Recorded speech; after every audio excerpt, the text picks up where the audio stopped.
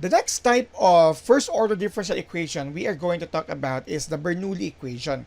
Now, the Bernoulli equation is a special type of a nonlinear differential equation that can be also has its general form, but the process of its solution will also take a little bit of similarity with the solution of solving a linear equation, but there is a process of substitution in order for us to solve Bernoulli's equation. We will have a separate video for the solution itself or the discussion of how to solve a Bernoulli equation. This video will talk about the general form of a Bernoulli equation and a little bit discussion.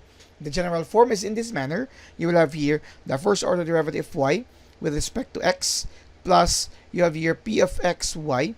You would notice this is the same process or same illustration with linear equation. It's just that your right hand side will have f of x but a factor of y to the power of n.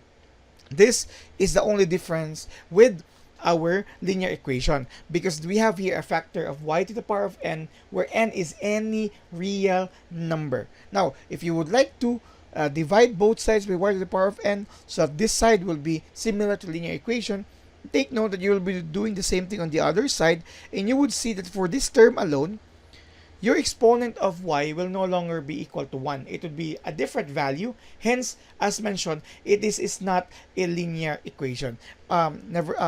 Also, we will have here another form of y to the power of n depending on what will be the value of our n as real number now. So this is actually, again, the form of our Bernoulli equation. The solution for Bernoulli equation will be discussed in a separate video because we'll have a different process. But then again, a portion of solution for linear equation will also be used in developing an equation for Bernoulli equation.